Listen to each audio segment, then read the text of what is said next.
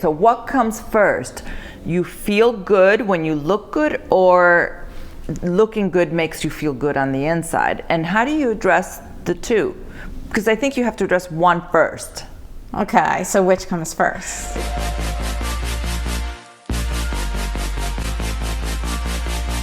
Hi friends. Okay, so this is a bit of an experiment. As you know, Daisy Fuentes has been on Really Famous a few times before, and we've become friends since she was first on the show. So we often have these lunches or walks together where we talk about all sorts of fascinating things. And so recently we were at lunch and Daisy was like, hey, I feel like we should start another show, the two of us talking. So we kind of shot this as an experiment. And I don't know what you're going to like and what you won't. So we thought, let's just put it out there and you tell us what you think. Tell us what you like. Tell us what you could do without. Drop it all in the comments. I'm obsessed with a picture that I found on Instagram the other day of the Golden Girls, how they would look if they were in a modern day style. Obsessed. Have you seen it? Yes. So each Golden Girl who's in her 50s during the Golden Girls TV series era would look amazing today just with a tweak to their hairstyle. Have you seen it? I have seen it. It is amazing. Yes, it is amazing. And I also saw the opposite of it, where they take a beautiful, sexy woman in her 50s. They did it with J-Lo, and they put one of those old hairstyles on her, and all of a sudden it's a different person. How did she look? Not great. Like these women look like you just automatically look 10 years older. So in all these conversations about beauty, and we're trying to get so deep, and we're talking about surgery, and we're talking about procedures, the truth is you really just need really nice makeup and great hair. Like a great haircut and a great hairstyle can literally take 10 years off your look. Right, that's interesting. Okay, so really you think that's it, just a great haircut. How do you get a great haircut? I think you have to work with somebody really good, and you have to look at the features, like your features, and how, like, what is your lifestyle? Are you going to have time to really style a complicated haircut? Right. Or do you need something really simple where if you just fuss with it a little bit, it always looks great. It looks the way that haircut is supposed to look, but modern. Modern's the trick. Modern is the trick. Right. And it doesn't matter, I think, whether you've had the same hairstyle more or less through the years. Just update it. Don't get stuck in it. People get stuck in something that really worked for them, but like, let's say you peaked in 1989 and you're still rocking it because you look really hot then, you probably look really dated and old. That's right, that's right. It's like I used to think about my grandparents. I think they got stuck in an era because they always dressed that same way. Like my grandpa, I think they had white and green outfits or something like that. And I'm like, okay, this is so, I don't know what it was, 50s, tennis, I don't know. But they were stuck in that for sure. Right, so you don't want to be stuck. I like to change my look up a lot. That's just me personally. We were talking about this the other day when I went to get my haircut. I'm like, take a lot off because I don't want to look the same all the time in pictures. So I think part of it is as we get older, like we do want to change, like experiment a little bit. So here's a question for you, because we're both from Jersey. Yes. I left Jersey very young. You left Jersey recently. And I do think that geography dictates your look, your aesthetic. Don't you think? Definitely, sure. So how did your aesthetic change from when you lived in New Jersey to when you moved to California? And second part of that question is, what do you do to keep your style looking fresh and modern without looking like you're trying too hard? Okay, so that's a good question. So I had been coming out to California for a while before I moved here to do my show. So I was, I guess, changing my look a little bit as I went along. But we had this talk too, I think, when I first moved here, and I was telling you, I feel like it's time for a style change again for me. Because I go through these periods in my life, and even if I love the style, like there was a time, I think in my 30s, and I was all about these sundresses and like an easygoing European woman was how I felt. And it was like the best. I loved that style, long flowing hair. And then at a certain point, then I wanted more of like a rock star kind of look, I think in my 40s somewhat. And then now I'm like, I felt like I needed something again. So I'm still experimenting with it. But one of my favorites is like t-shirts and different blazers and jackets. Yes. That's one of my things now. Because it's so comfortable and effortless. Yeah, and pulled together. And you can look a little rock and roll if you feel like it, or you can look a little like very chic. Right. So what was the question? I feel like I totally went off track. No, the other part, so that's how you keep your look young. Yeah, so I'm always looking, I'm observing all the time, and when I like looks, I'll just kind of make a mental note. It doesn't always work though when you try what you see. So it has to be something that when you put it on, you're like, oh, this is me. You know what I mean? It has to go with your style and your aesthetic, because there's so many things that I see in other women that look fantastic on them. And I know with my body type, it's not gonna work, or I'm gonna be too self-conscious, or I'm gonna be uncomfortable. And I think the epitome of luxury and the epitome of great fashion is you feeling at ease in what you're wearing. 100%. Feeling comfortable. Right. And you, as a model, know how to look good on the outside, but also you would know that it's on the inside, right? Well, as a model, I learned to look like I'm comfortable in something for a photo or for a shoot. I can fake it temporarily, but when you're going to be moving around, when you're going to be at a party, or you're going out on a date, or you're going to work, the last thing you want to do is be aware of how your things look, or if you need to tuck something in, or something is not. You want to be free to move, and that's how you're going to look really good, when you feel just confident and free to move, and you know that no matter what you do, you're going to look good. Yeah. Okay, that's good to know. So also, we could take a tip from a model. Just saying, everybody could use a tip. We could all use tips, and I love all these tips that we're getting. I love how there is more for women over 40, women over 50. There's more conversation, right, about aging, and aging comfortably, and aging beautifully, and aging gracefully. I love those conversations, and I am all for work on yourself from the inside out. I'm all about feel good with yourself. I want to hear all those conversations. I want to hear all the menopause conversations. Those are important. But also, tell me what I need to do to look really good. Right. So it's both. Because that's really important. Like, let's not forget that as we get older, yes, all that is important. We still want to know how to look really hot. Right. Like, I don't want to look like a golden girl. I'm just saying. Important. Yes. You know what I mean? Yeah. So and still, right. But you're right. All those conversations about menopause and everything else. And menopause is definitely trending, I feel now. 100%. It's like the topic. Yes. Which is good. It's great. But there is also more to life, you were saying. Yes. I also don't want it to be that as we get older, that's what we're always talking about. Yes, it's important to discuss that. But what comes first, the chicken or the egg? So what comes first? You feel good when you look good, or looking good makes you feel good on the inside? And how do you address the two? Because I think you have to address one first. Okay, so which comes first? It depends on the person, I think. What is it for you? Honestly, for me, I really feel like if I think I look okay, then that motivates me to take better care of myself on the inside. Because I can work on eating healthy, on exercising, on doing all the right things, some good sleep, all the things that we know are the important hacks that we need to do to look great and to age beautifully. But if I'm doing all of that, and for example, I haven't done my hair, my hair is gray, my roots are gray. I don't see gray roots. Well, you're never going to see gray roots, first of all. I can help it. So unless we go back in lockdown, you're never going to see the gray roots. But this is a perfect example. During lockdown, I would feel pretty good, and then I would pass a mirror and look at myself and go, oh my God. And then I would feel not great.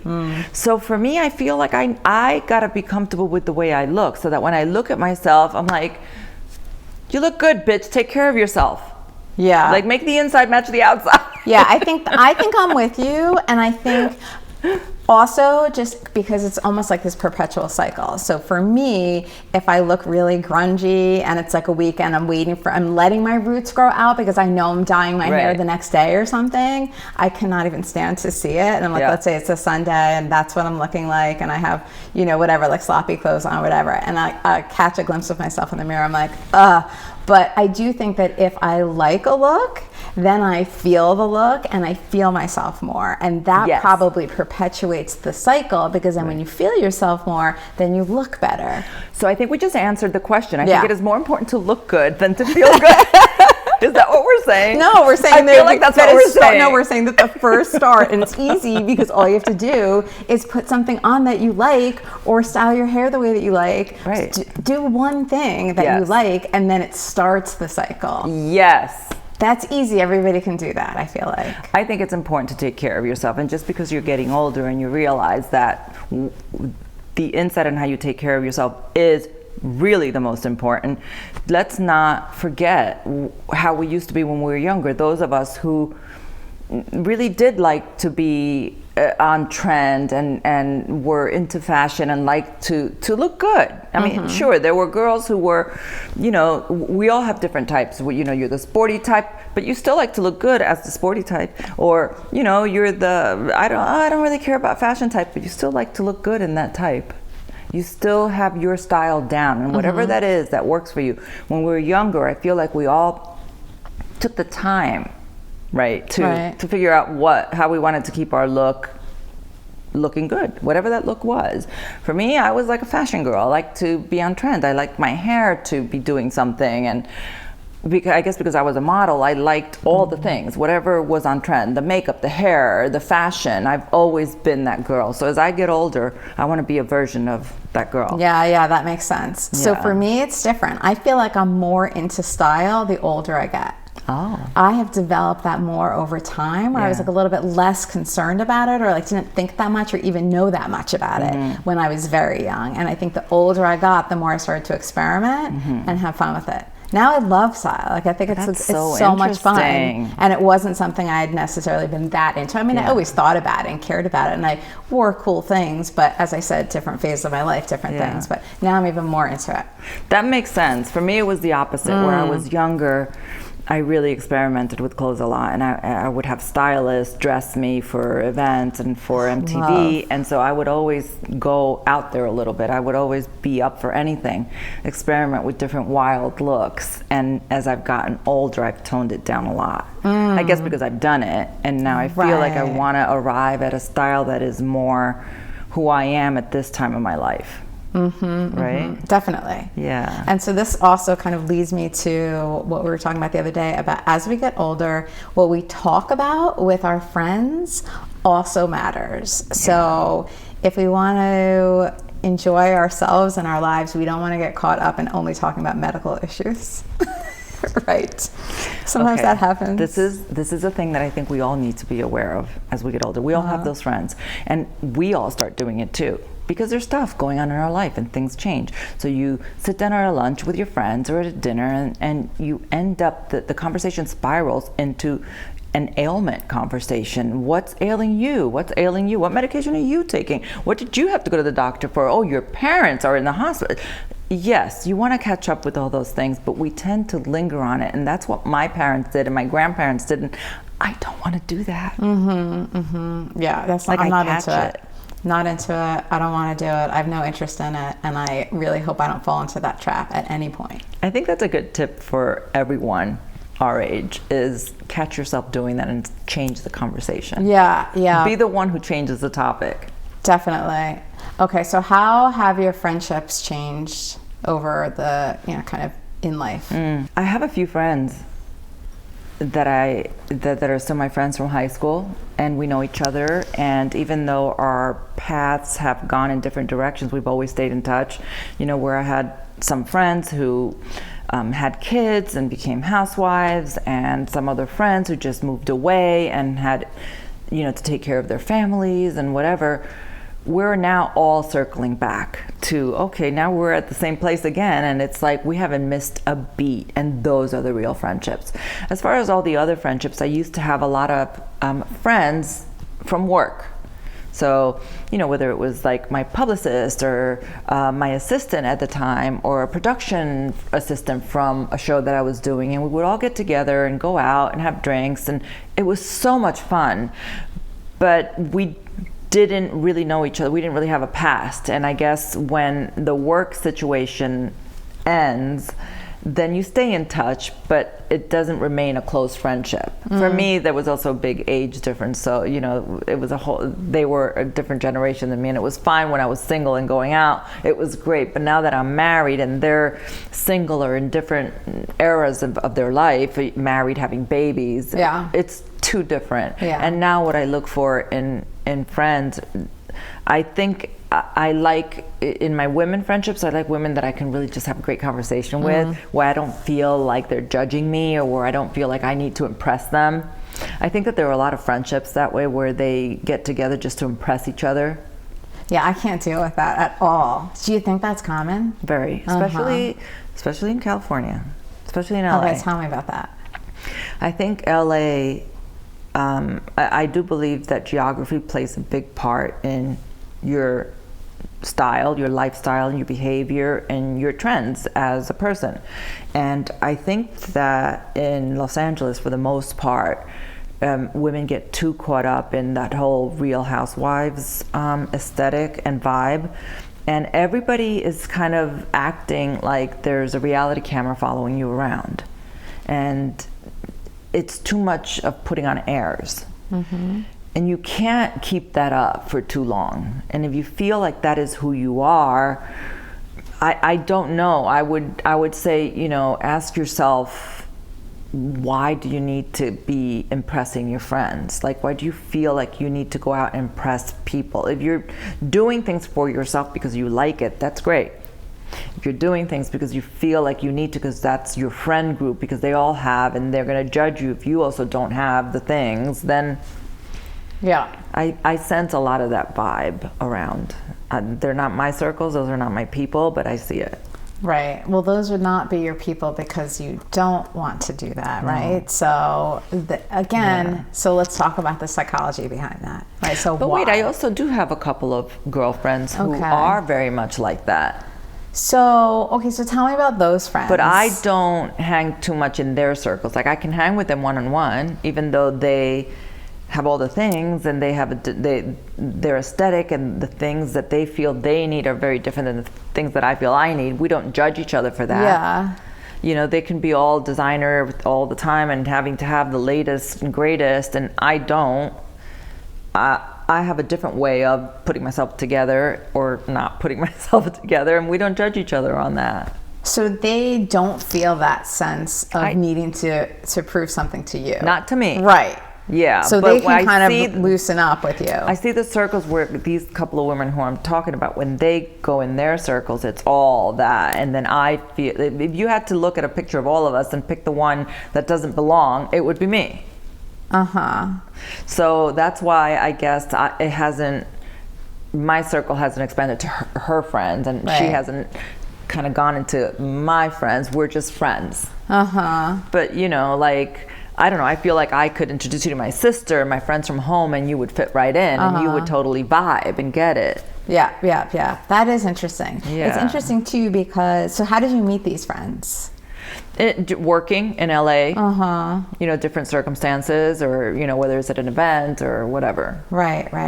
And you click and you do like each other, but you realize that it doesn't extend to your lifestyle, or it doesn't extend much past, we like each other and let's hang out. And that's fine, because everybody, you don't have to mix in all the way with all the people. Like, you can have different people that brings out a different side of you.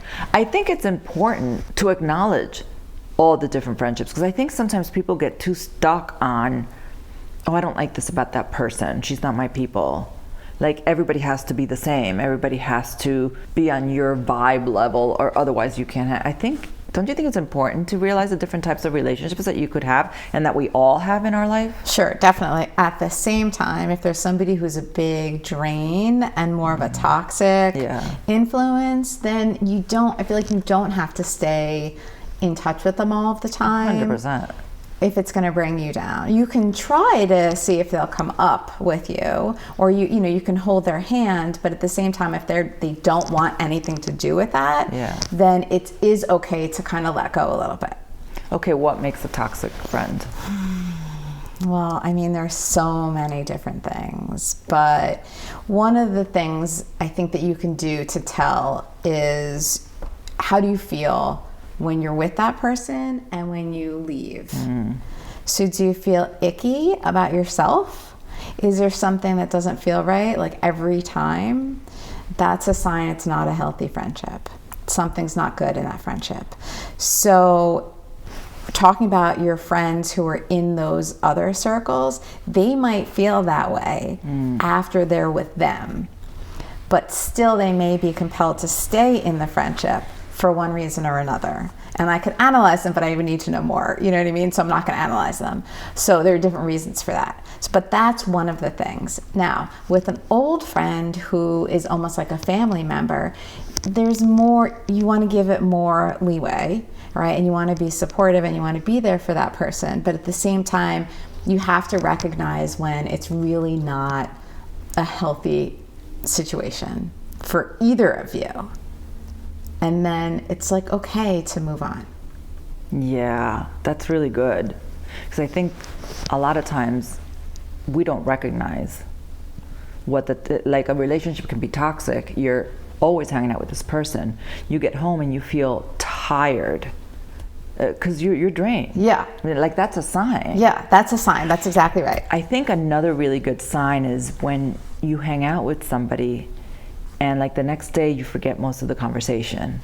Okay, that's interesting. Like when you just spent 2 hours with somebody, and the minute that you leave them, it's like it didn't even happen. There was nothing really super memorable that happened. There's no real takeaway. You don't feel motivated. You don't feel happy. You don't feel like there were bits of the conversation that you're going to remember. So you were just going through the motions, You're just going through the motions. You're just They're there. not really adding anything. Right. Right. Maybe you're not adding anything to each other. And there are, don't get me wrong, there's some conversations there's some friendships that are great that way. Like my sister can come over and we can both be in pajamas and sit in the TV room, watch a movie for 2 hours, not say anything, but we're connecting.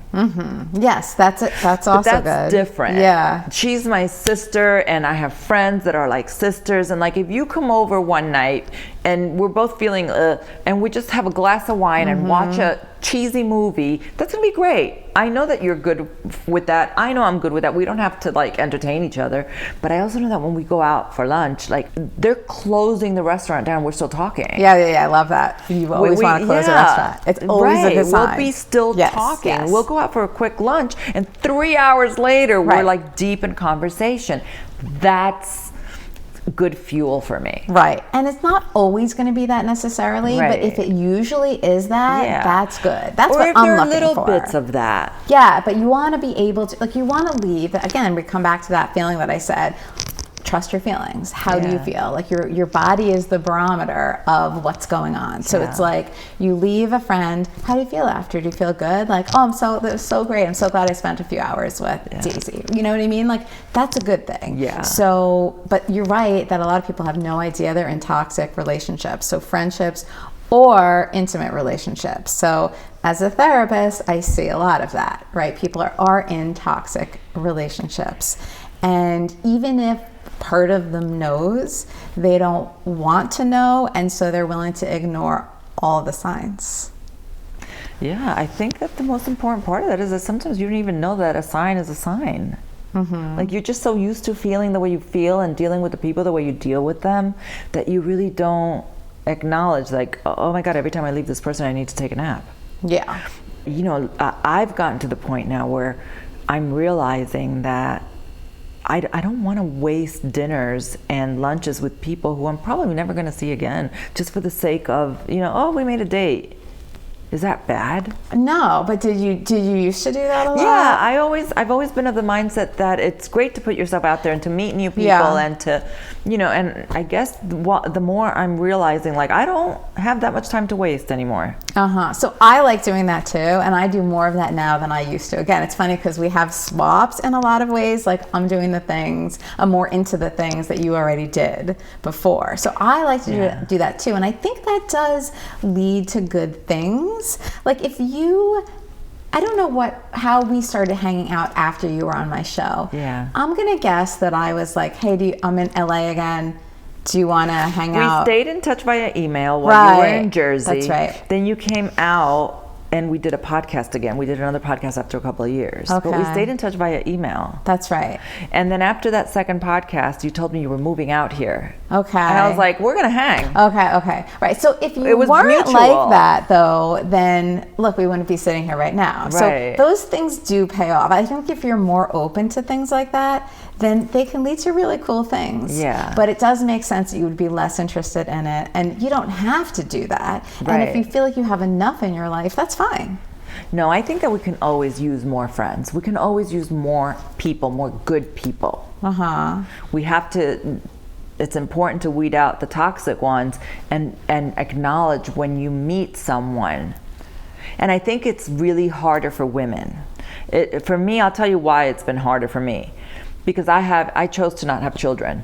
So there was a whole time where I was hanging out with younger people and we were having a lot of fun because the women my age were just starting their families. And so even though we would stay in touch and I would want to hear all about their new life, and they get too busy, they get too caught up, and they get new friendships from their kids' friends. Yeah. So now you have new friends from school, from your kids' school, and you don't really fit into any of that if you're not in that circle. Well, even if you're in that circle doing those things, you don't necessarily fit in. That's how I was. Like, I was having the babies and having the kids growing up, but I never felt like the moms were my people. Really? Never. It did not happen for me. It was just, I don't know. I mean, I guess I do know. I think that I never saw myself as like being a mom first. I love my kids beyond, like, I can't even explain to you, but here's a prime example. I remember I had my daughter first and she was like a week or two old and I went back to the OBGYN for a checkup. And do you remember those like car seat bucket kind of things like that people carry a little baby in? So I remember having her in the bucket and I remember just being like, oh, this is such a drag, this big bucket. I have to take a bucket with like a 20-pound person in it everywhere I go now. I loved her, but I did not like the dragging the bucket. So I'm going through the doctor's office and the doctor looks at me, she said, oh, you love being a mom, don't you? And I remember thinking to myself, I love this girl in this bucket so much, but I don't love being a mom. Like, the momming part of it is not the thing I'm in love with. I'm in love with this human. Right. So I don't know. And then I think a lot of the moms, that was all they wanted to talk about were their kids. And this went on for years and years and years. And to me, I felt like there was so much else going on in the world that was interesting to me, that when I'm with my kids or, when I'm with my husband or whatever, like, yeah, we're talking about the kids, we're thinking about them. But at the same time, like, we're out and about, let's talk about some other things. Yes. And like, I just didn't find many women who were into that where I was in New Jersey. And don't you think it's so important to have your own life as a woman, as a man, as a couple, other than your kids? I see so many couples who get so involved in their kids' lives. The kids run the household. Everything that they do is what the kids want to do. And then the kids grow up, go to college, and these two people find themselves with no life because those kids were their entire life. Well, not only that, but also then the kids are set up for disappointment because they're used to being the center of everything. So I remember watching this episode of the show Parenthood years ago, and it was the mom played by Bonnie Bedelia, I think, and she was kind of like, she would step in and give the grown kids some advice about how they were parenting their kids. And I don't remember which parent she was telling this to, but it was like this situation where the kids were on the field playing sports and all of the parents were brought their chairs and everything, and the kids are elevated on the field and all the parents are watching and just cheering on the kids. And she said, this is backwards. Like, the kids should be looking at the parents saying, I want to be like that someday. So I don't feel like I'm explaining that well, but it resonated with me. I get it. Yeah, it is backwards. Like, what is there to look forward to if you are put on a pedestal as a child and everything revolves around you? Good luck when you're in your 20s, 30s, 40s, 50s, 60s, 70s, 80s, 90s. I also feel like that's why a lot of these kids don't do well socially, because that's a lot of responsibility to put on a child, that they are now in control. I think that children want to look up to the parents. They want to be like the parents. They can't do that if the parents are looking to them and asking them constantly, what do you want to do? What do you, I mean, sure, once in a while, that's great. For the most part, the kids should be learning from you and your lifestyle and what your life is like. And I remember watching my mom get dressed to go to work, and I loved to watch her do her makeup and put her clothes in, the way she took care of her clothes. And I was always watching her. She wasn't just watching me to see what I did, like where I had to entertain her. My mom had this dress I loved. It was this black dress with spaghetti straps. I still think of that dress. Like, yeah, you want to, those are good things to look up and be like, oh, I want to be like that someday. It's magical. Yeah, but you're right. It's too much responsibility to put on a kid. Yeah. And then the parents find themselves with like, what do we do now? Like, we have no interest. We haven't done anything for ourselves in the last 20 years. Yeah. You know? Yeah. It can go in that direction for sure. And it, like, you have to make sure that you do have other interests besides the kids. So some couples do fine. Yeah. It depends. Okay, so we've talked about some things. Now let's leave everybody with some quick tips. Yes. All right, let's start with you. And do you have some tips on hair, having beautiful hair as you age? Yeah, I think it's really important to take care of your hair. Do conditioning treatments, do oil treatments, use shampoos and conditioners that promote hair growth, that keep the scalp clean, because as we get older, our hair also ages, and it's really important to keep it healthy. So I like to always put a little oil on my ends, like nourishing oil, something very natural. It kind of closes the ends. People think that to grow your hair, which gets more difficult as we get older, you have to put something on your roots, but it's really about taking care of your ends, because when they get really frayed, that's when you have to cut them. So if you can really take care of your ends as your hair is growing out, really focus on not getting, too much heat too often on the ends, and good conditioning, good hair masks, and bonding treatments, like I like the Olaplex, that's just one of them, but there are many different types of bonding treatments.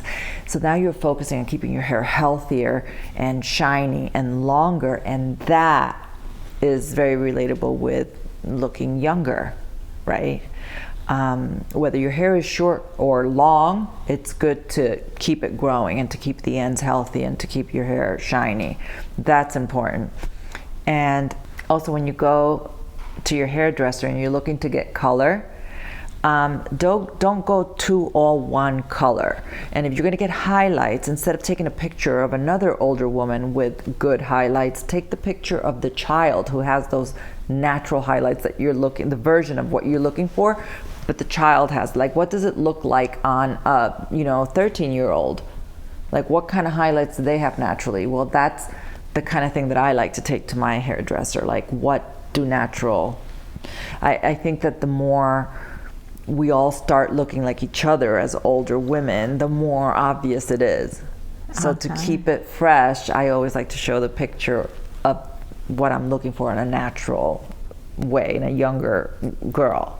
That's interesting. I love that idea. Right? And it does work, because there are different styles and trends of highlights. But if you always lean towards what does that look like if it were natural, then that always feels fresher to me.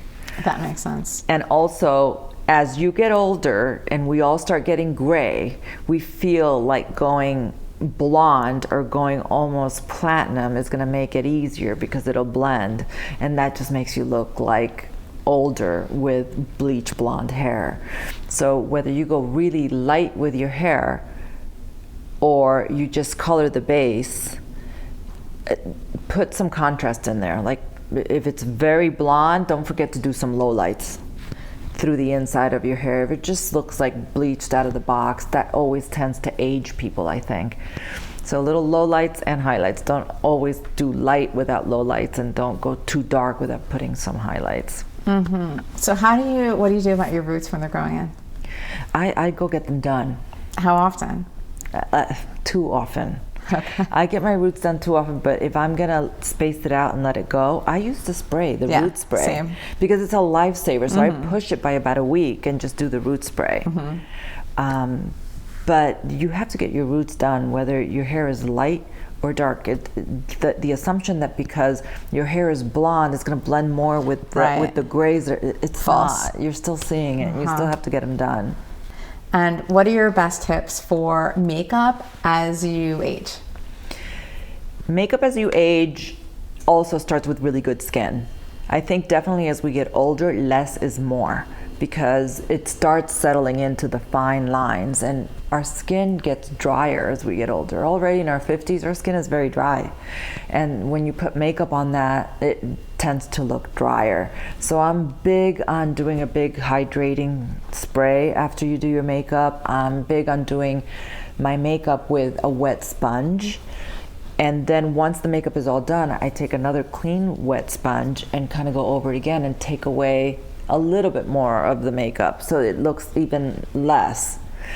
I think it's really important to take care of your lashes and your eyebrows. So do an eyelash serum, do an eyebrow serum, because if your lashes are fading out and you barely have any, that also ages you. There's nothing that says fresh and youth and health like long, luscious eyelashes naturally, so that you don't have to be doing a bunch of fake lashes. You can just do a little bit of mascara. Your lashes look full. We also lose a lot of our eyebrows, like fill them in, do the lash brow. I did it one time and my eyebrows came back to like when I was in high school. I've slacked off now, but it really does help. Wait, so what was that you put in? Brow serum. Okay. Brow growth serum. There's many good ones on the market. For the lashes, I use the prescription one, which you can get at any dermatologist's office. It really does help. So keeping your skin moisturized and keeping your skin healthy and smooth helps with the makeup. Not wearing too much makeup also helps. But all these little tips of keeping your hair healthy, keeping your eyebrows and your eyelashes full, keeping your teeth white, that goes a long way. That goes a really long way. Okay, love it. Okay, good. So we talked about some things. We gave everybody some tips, and next time we'll talk about who knows what else. I have so many more things to ask you. Okay, for next time. Okay. There's a second part of this talk in which Daisy turns the tables on me and asks me questions about being a therapist. And she asks very personal questions that people would want to ask a therapist. So if you want to catch that, go ahead and click on the link in the description so you can watch that next. If you'd like to watch our other conversations, you can catch them right here on Really Famous. And make sure you're subscribed so you don't miss any upcoming talks with your favorite celebs. All right, so keep those comments coming and give Daisy and me a little feedback.